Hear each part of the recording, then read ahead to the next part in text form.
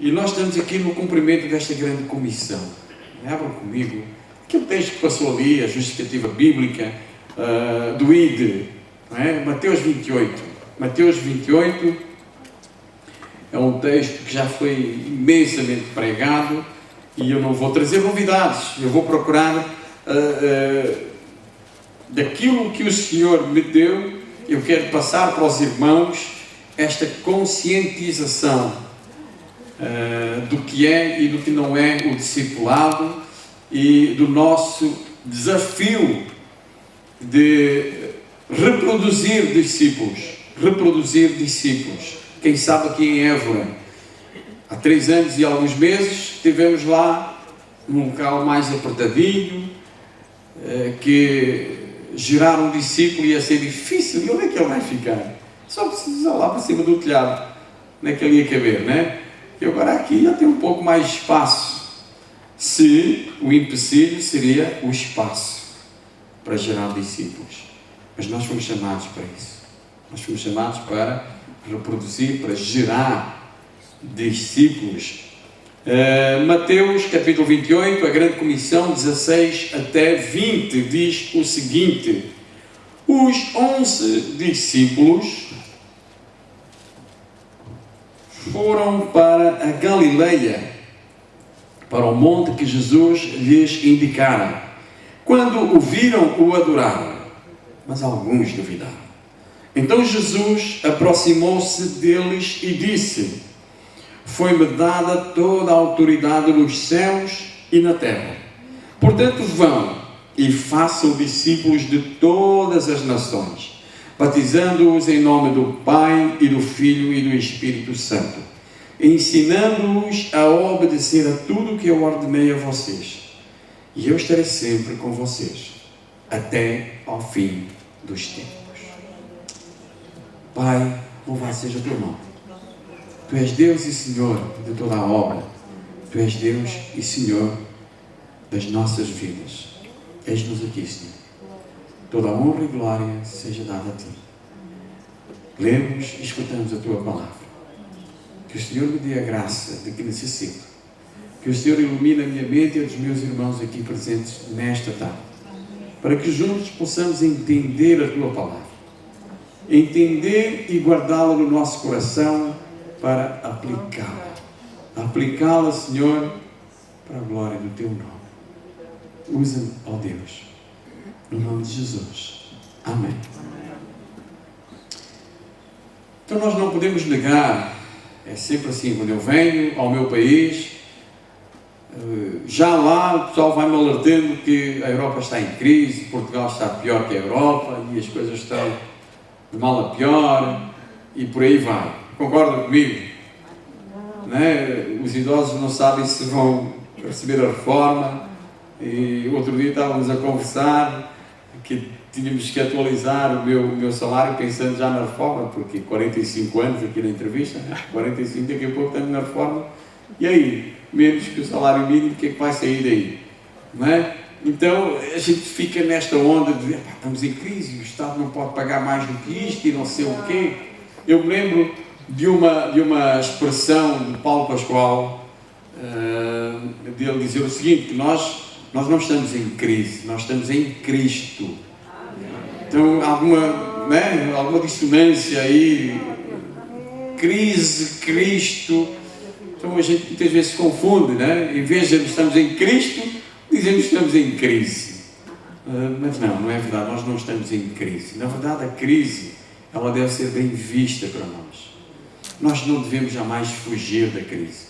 Devemos enfrentar o desafio final, temos um Deus Todo-Poderoso connosco. Quem poderá fazer intentar algum mal contra nós? Ninguém, né? Então, isto é muito bonito falar daqui no púlpito, não é não, irmãos? Mas na prática, a história não deve ser diferente. Afinal, nós vivemos pela fé, nós vivemos de promessas. É isso que nos fortalece, é isso que nos dá aquele alento para enfrentar o dia a dia. E isso envolve um imenso esforço de todos nós. A gente fica naquela de que cabe aos nossos governantes trazer as soluções. Mas é um esforço de todos nós. Mas quando nós delimitamos este desafio para a igreja, há uma coisa que nós não podemos e jamais nós não podemos esquecer. Nós somos crentes dentro e fora da igreja. Concordam comigo? Nós não podemos dizer que eu sou discípulo de Jesus aqui dentro, mas lá fora estou em crise. Lá fora estou em crise porque estou no desemprego, porque não tenho trabalho, porque tenho que pagar as contas, mas aqui dentro estou, glória a Deus, aleluia. Não é? Então, quando mexem no nosso bolso, aqui dentro, eu não posso dar porque eu estou no desemprego, porque eu estou nisto e não estou naquilo. A gente rapidamente fazemos uma distinção entre o secular e o sagrado. Isto é típico em todos os lugares.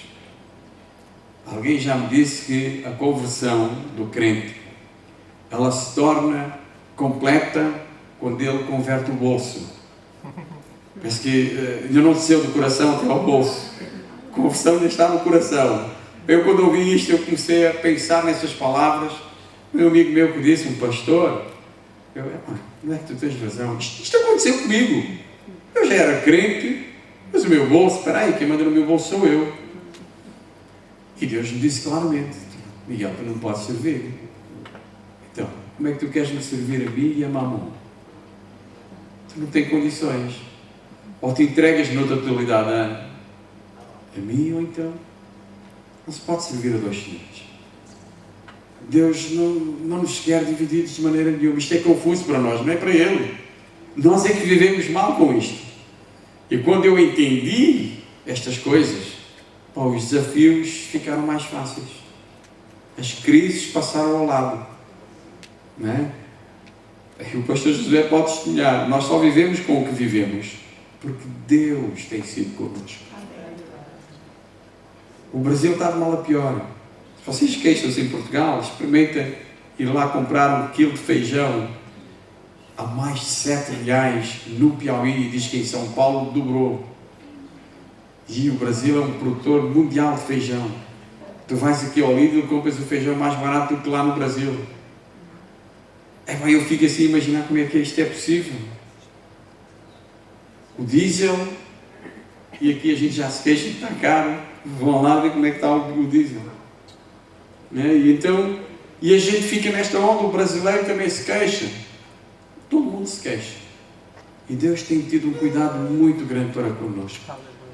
É uma coisa, eu não negocio com Deus. O que é dele é dele. Eu não quero guardar o que não é meu. E mesmo aquilo que eu penso que é meu, não é meu, é dele. Tem que ser um mordomo fiel daquilo que ele lhe confiou. E assim a gente consegue driblar a crise, vivendo em Cristo. Mas à Igreja do Senhor cabe o maior de todos os desafios. Obedecer a esta ordem que nós acabamos de ler. A ordem de Jesus Cristo de fazer discípulos, proclamando o Evangelho da Boa Nova no coração do pecador. Fazer discípulos, no meio desse caos que está aí fora. Fazer discípulos. Uau! Alguém se queixa do desemprego e tu falas de Jesus. Ele acha que tu és doido. Tu queres uma solução para o meu bolso e este me falar de Jesus.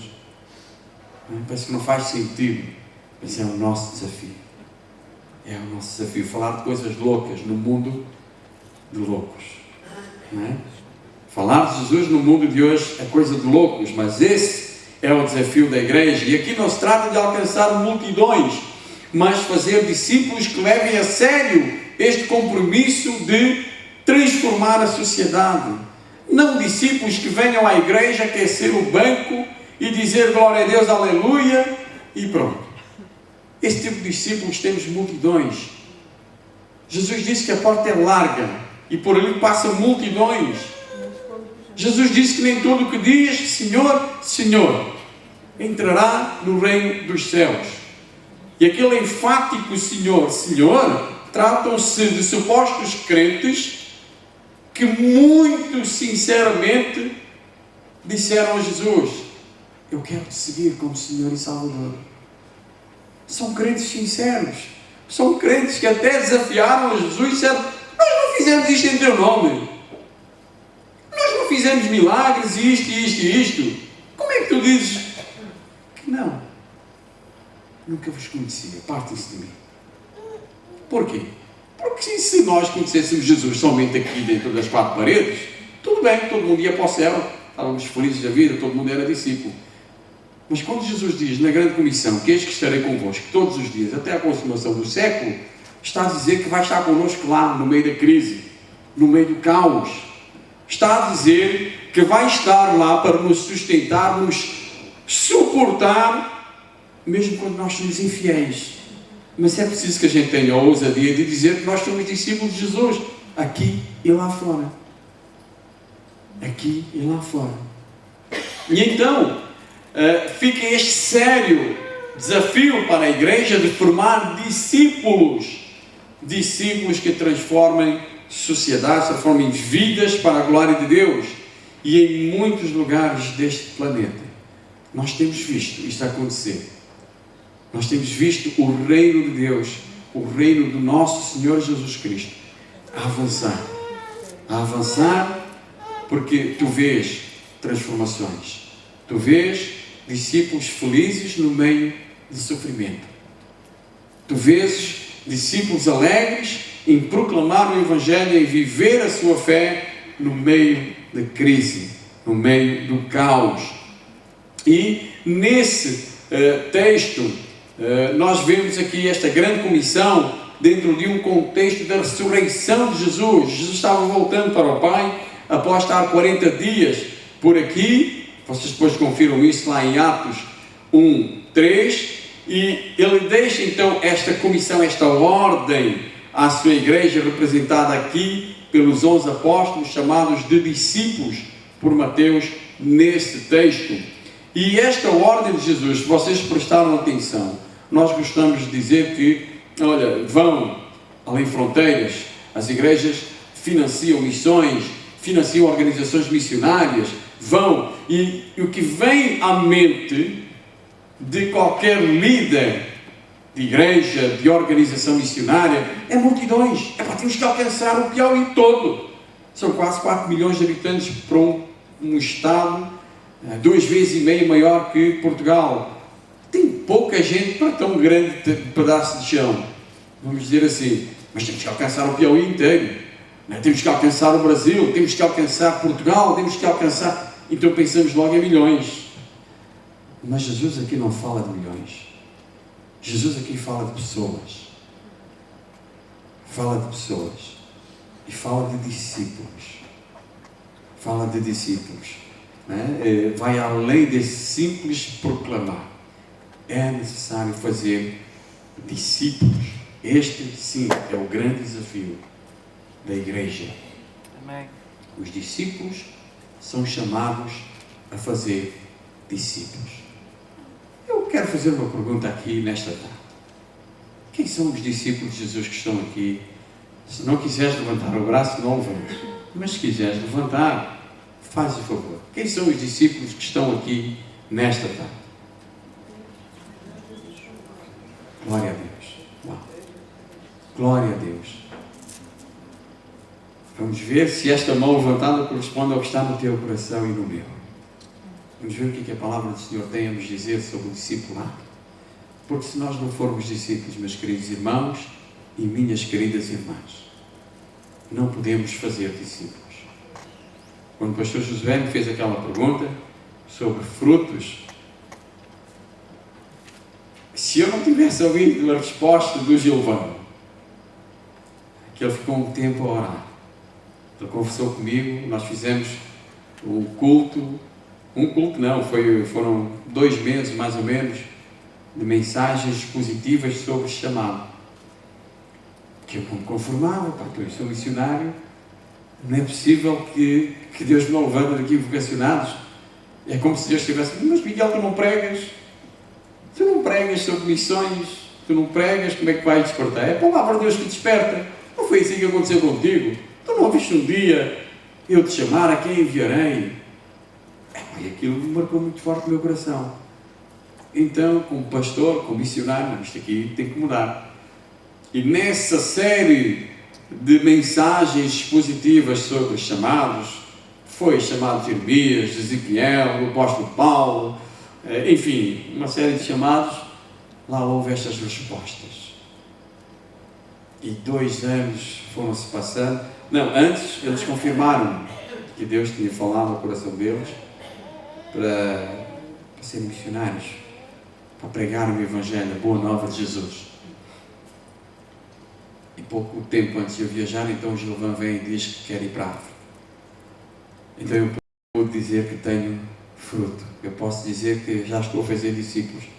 Daquela multidão que vocês viram ali, uma multidãozinha, nem todos são meus discípulos. E nós só podemos dizer que somos discípulos se tivermos discípulos.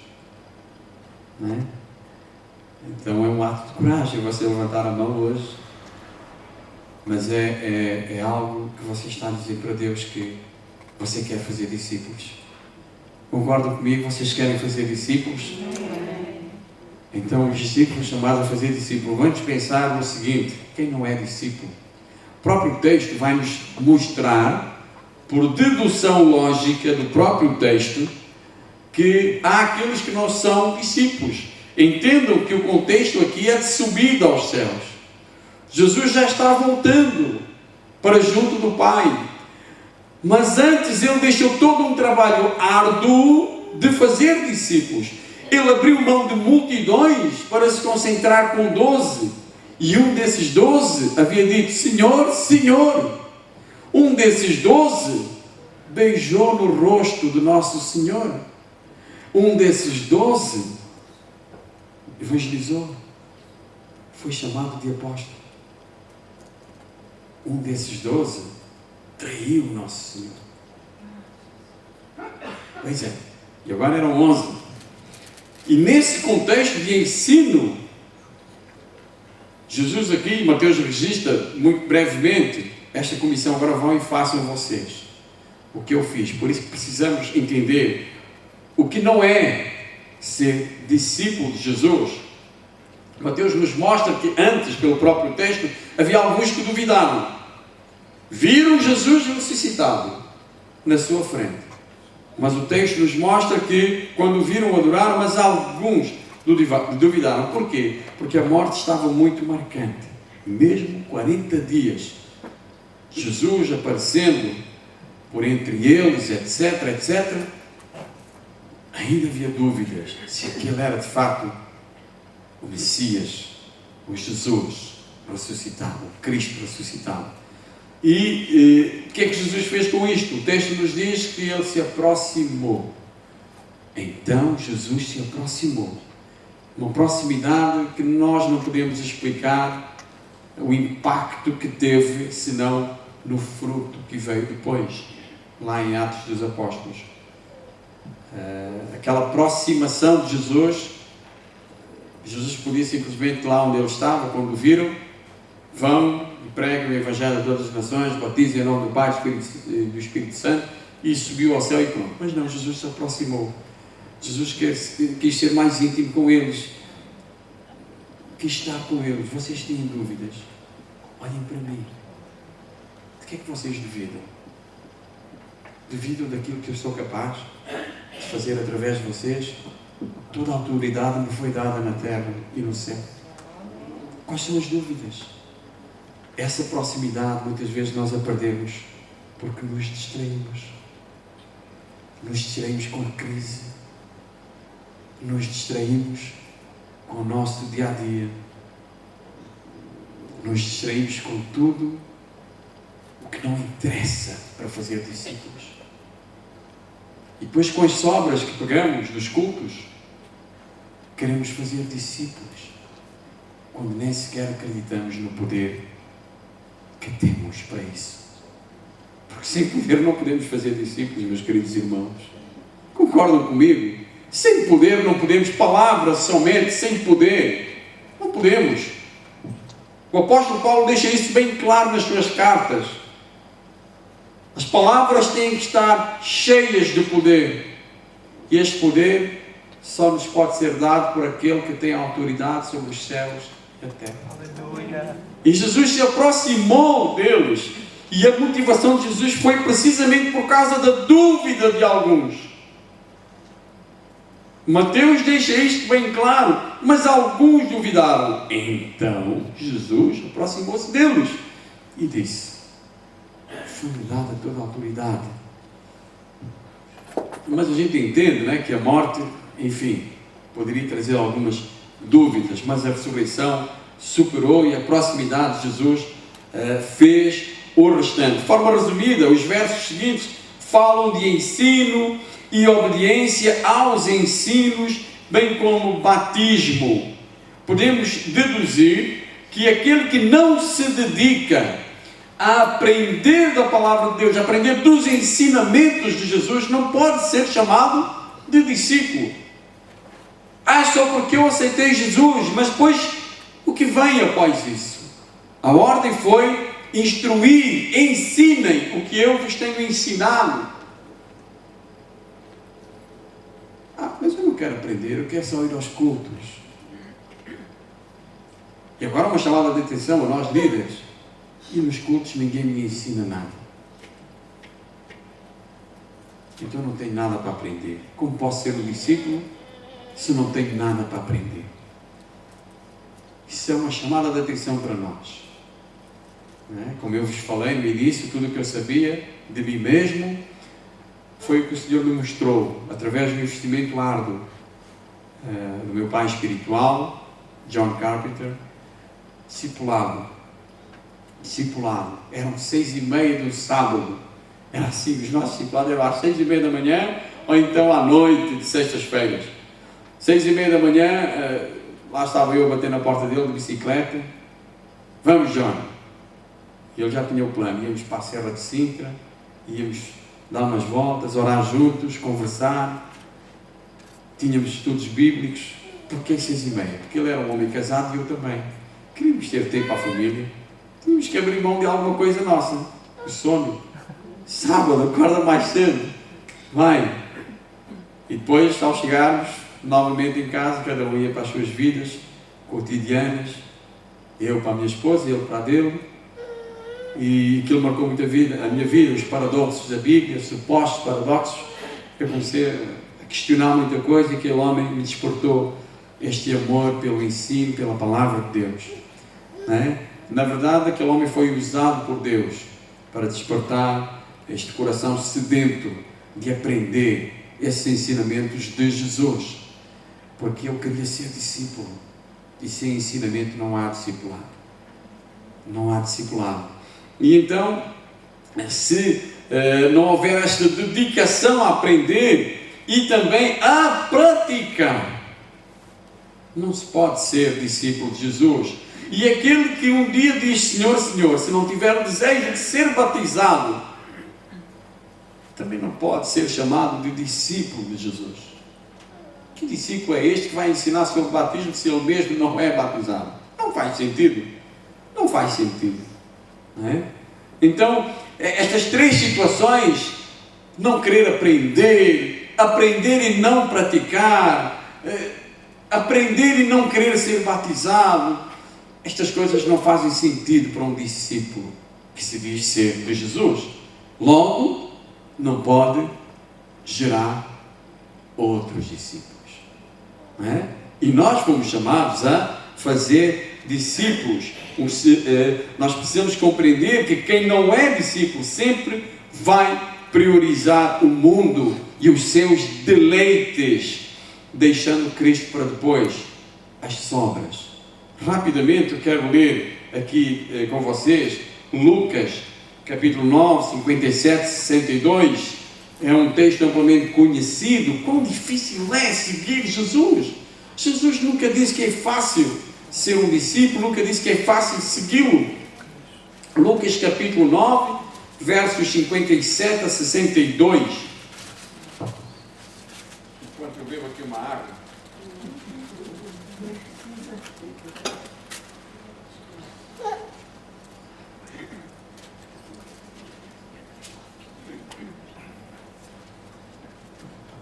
Diz assim a palavra do Senhor: quando andavam pelo caminho, um homem lhe disse: eu te seguirei por onde quer que fores. Jesus respondeu: as raposas têm as suas tocas e as aves do céu têm os seus ninhos, mas o Filho do Homem não tem onde repousar a cabeça. Ao outro diz, siga-me. Vejam que agora é Jesus quem diz ao outro, siga-me. E o que é que ele diz? Senhor, deixa-me ir primeiro sepultar o meu pai. Sempre Jesus em segundo plano. Jesus lhe disse, deixa que os mortos sepultem os seus próprios mortos. Você, porém, vai e proclama o reino de Deus. E ainda, outro disse, vou seguir-te, Senhor, mas deixa-me primeiro voltar e despedir-me da minha família. Jesus respondeu, ninguém que põe a mão no arado e olha para trás é apto para o reino de Deus. Vejam quão difícil é seguir Jesus. É por isso que esta proposta do discipulado é uma proposta muito difícil. Muito aliciante também. Muito aliciante também. Mas, naturalmente, quem não é discípulo não pode, então, fazer discípulo. Vamos ver agora o reverso da medalha. Vamos ver agora esta coisa do verdadeiro discípulo, que o texto também nos mostra. Afinal, a ordem foi dada aos verdadeiros discípulos. Vão e façam discípulos. Batizem-nos, instruam-nos naquilo que vos tenho instruído. O verdadeiro discípulo é tudo que o outro não é. É tudo que o outro não é. Afinal, estes homens de Deus deixaram tudo para trás. Deixaram tudo para trás. Os evangelhos mostram-nos o que cada um fez. Deixaram tudo para trás para seguir o nosso Senhor. E depois o livro de Atos, fabuloso, nos mostra o nascimento da igreja. O desenvolvimento da igreja, fruto deste abnegar, fruto deste deixar tudo para trás, pôr a mão no arado e seguir em frente. Seguir em frente no poder do Espírito. Então, o verdadeiro discípulo recebe os ensinamentos de Jesus e logo começa a praticá-los. Deixaram a rede e seguiram. Imediatamente deixaram a rede e seguiram. Estão lembrados deste episódio? Foi só ouvi-lo. Foi só ouvir o chamado. Imediatamente o seguiram. E ao obedecer, o verdadeiro discípulo, ele entende que há então um alto preço a ser pago para se seguir a Cristo. Novamente vos convido a abrir Lucas um pouco mais à frente, no capítulo 14, de 25 a 27.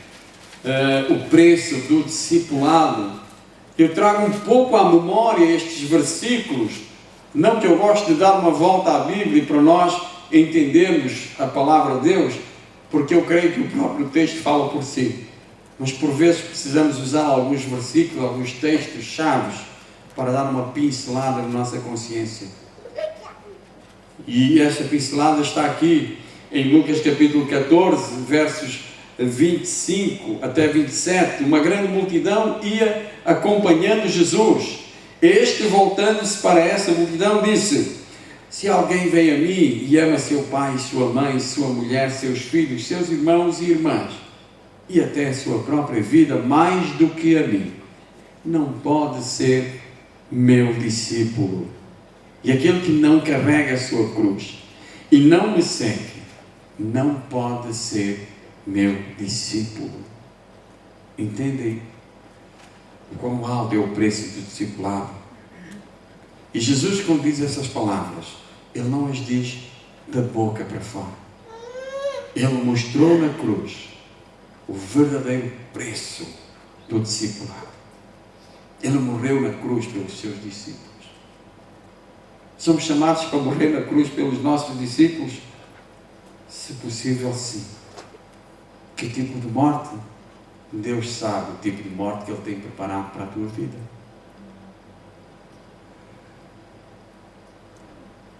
Deus sabe.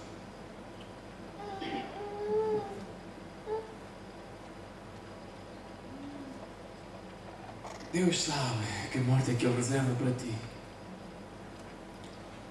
E Ele te mostra isso com muita clareza. Com muita clareza. Afinal, nós temos um Deus que é um Deus de clareza, não é um Deus de confusão. Ele sabe quais são os empecilhos que estão a te matar. Ele sabe quais são os empecilhos que estão a tornar a tua vida não a vida de um discípulo. mas a vida de um religioso que ele tanto condenou, que ele tanto... Não é possível que a igreja mundial, portuguesa, brasileira, seja o que for, se torne uma igreja religiosa. Não podemos cair nesta armadilha de Satanás, meus irmãos. Deus sabe o tipo de morte que tem preparado para a tua vida. Mas é necessário que sejas tu, consciente daquilo que o Espírito te convence, pegares nesta coisa que está a matar a tua vida e a colocares na cruz. Essa é a tua cruz que deves levá-la e sempre te lembrar. Cada coisa que começar a te matar, começar a te ferir antes de chegar à morte. Antes que isto me mate, eu vou colocar na cruz. É lá que deve ficar. Eu quero viver para um Deus vivo, não para um Deus morto. Eu quero servir a um Deus vivo. Eu sou discípulo de um Deus vivo. E isto está-me a matar. Esta crise está-me a matar. Deves pensar nestas coisas. Se és um verdadeiro discípulo. Estes homens de Deus pensaram sobre isto. Estes 11 que estavam ali pensaram sobre isto. E estes homens fizeram maravilhas em nome do Senhor. Lá em Atos dos Apóstolos. Em Cristo, o verdadeiro discípulo entende que tem que haver uma morte dentro de si que está impedindo o progresso do reino. O seu egoísmo, os seus interesses, a sua vontade, tudo isso tem que morrer na cruz de Cristo. Tudo isso. E ao obedecer, o discípulo entende então que a sua vida foi e continua sendo preparada por Deus para reproduzir outros discípulos. É necessário uma entrega total. Deus não negocia connosco. Ou é tudo ou nada. Não se pode servir a dois senhores. Não, não se pode. Um detalhe que não falei na entrevista.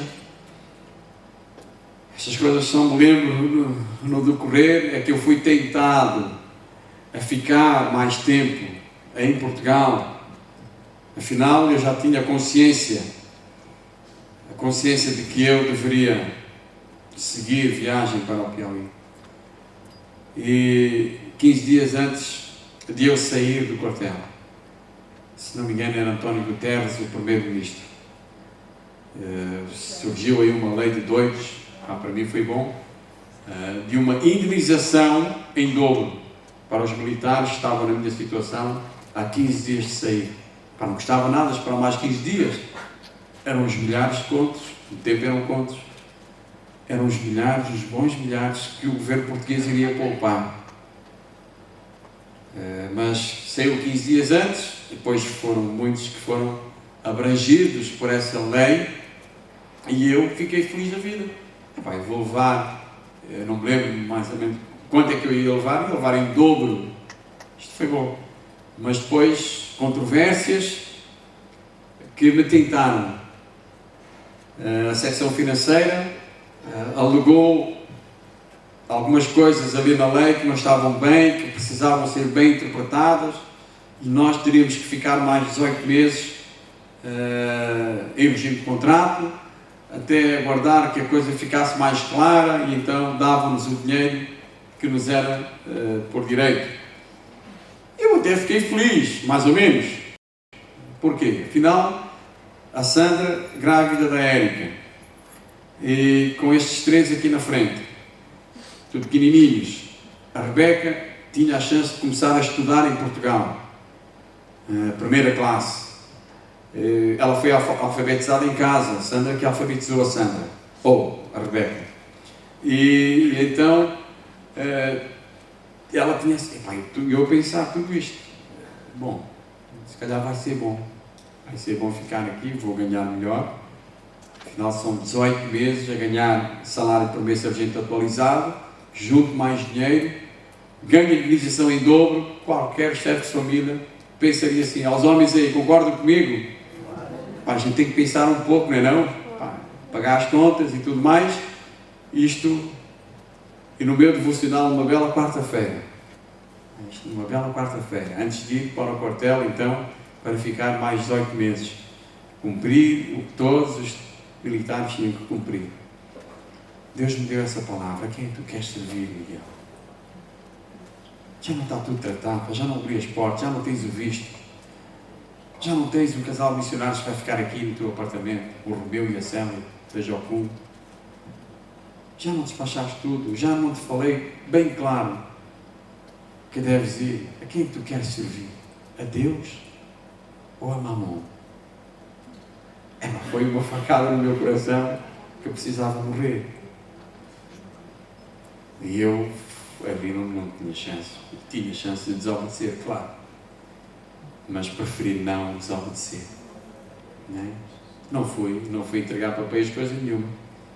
Simplesmente fui entregar uma exposição, um requerimento que Deus me deu. Dali fui para o meu quarto de escuta, entregar tudo aquilo ao Senhor. Senhor, é para ir, eu vou. E a Sandra ficou assim um bocado. Bom, eu vou contigo. Nós estamos dois nesta, vamos juntos. E só fiz uma carta, um requerimento. Isto é coisa de doidos. Eu fui para o meu quarto de escuta. Acho que aqui os apartamentos têm no último andar, uma arcadaçãozinha. Depois nós temos lá um também. Eu tinha reformulado aquilo para ser o nosso quarto de escuta. Quando a Sandra precisava, ia. Quando eu precisava, ia. Nos revezávamos com os filhos. E num desses dias, no dia em que eu não quis ir ao quartel renovar, Deus me deu muito, assim com muita clareza, um requerimento. A quem é que eu deveria escrever este requerimento? Veja como Deus honra quando nós nos entregamos por completo. Não é? Então, a única entidade civil a quem eu escrevi, além de vários militares, foi para o provedor de justiça.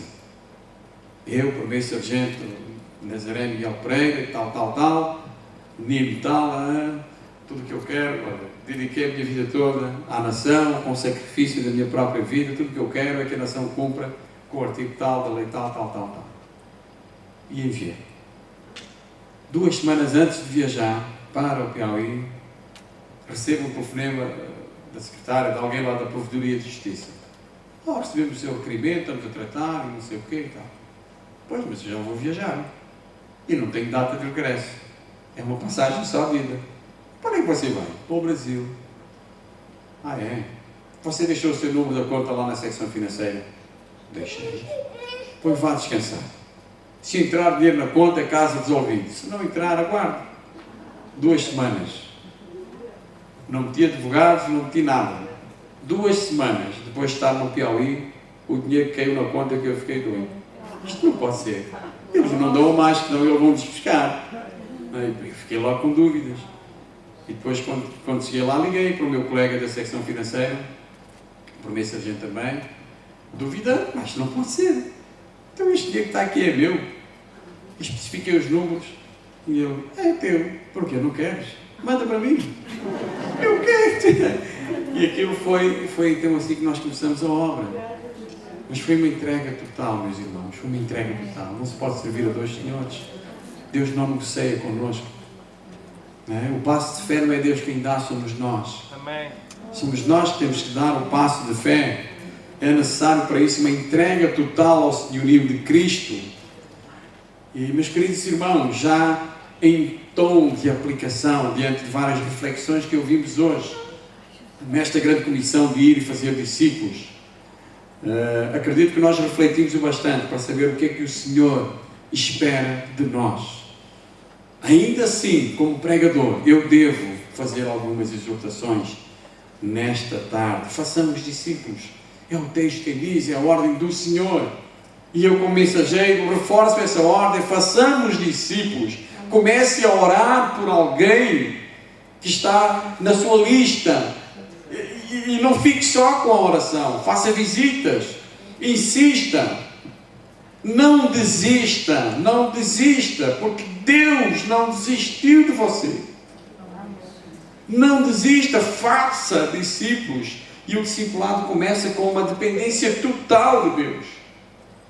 E a oração é um canal fortíssimo para mover o braço do Senhor em favor daquele que tu amas, em favor daquele que tu queres que seja o teu discípulo. Não desistas. Quem quer que seja, investe tempo com ele e aí vai se calhar tocar um pouco com a tua vida, com o teu comodismo, com os teus interesses.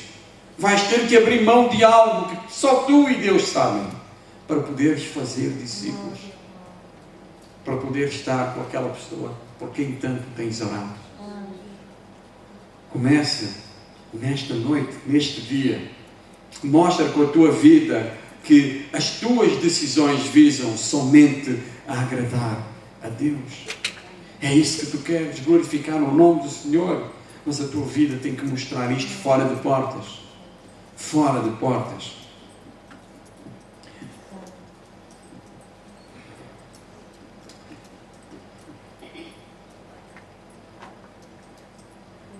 O que aprendemos de Deus, meus queridos irmãos, é nosso dever ensinar. O discípulo aprende e ensina. É nosso dever ensinar. Não, é o outro que tem que ensinar, mas não foi a ti que te foi dado o ensino. Com o ensino que te foi dado, cabe tu ensinares. Cabe tu ires atrás. Compartilha com outros aquilo que tens aprendido. E como não podia deixar de ser, eu quero exortar também a investir, sim, financeiramente em missões. A investir, sim, em missões de forma graciosa. Graciosa, a graça de Deus significa de forma exultante, de forma alegre. É isto que significa graça. Quando nós enfrentamos os nossos problemas de forma graciosa, nós o fazemos alegremente. Isto não faz sentido, isto é de doidos. Como é que eu vou enfrentar um problema alegre? Mas é assim que nós somos desafiados a fazer. Se calhar tens problemas nesta área, pensa na graça de Deus. Pensa em como Deus alegremente se delicia em cuidar de ti. Investe financeiramente em missões, permitindo que o Evangelho progrida além fronteiras por todas as nações. Né? E finalmente quero concluir lembrando que os discípulos de Jesus, nós, os que estamos aqui hoje, que levantamos o braço, somos o corpo de Cristo. Somos o corpo de Cristo no mundo. Devemos dedicar-nos a fazer aquilo que Cristo fez, pois foi Cristo quem afirmou: assim como o Pai me enviou, também eu vos envio. Somos chamados para o serviço, meus irmãos, e não para regalias. E eis que estarei convosco todos os dias, até à consumação dos séculos. Amém? Que Deus possa nos abençoar nesta noite. Vamos orar. Santo Deus, querido e amado Pai, louvado seja o teu nome. Oh Senhor, como tu és bom, cheio de bondade e misericórdia és tu, Senhor. Abençoa a tua igreja. Desperta os corações quebrantados. Aviva a tua igreja. Aviva, Senhor, para que façamos a tua vontade e não a nossa. No nome de Jesus. Amém.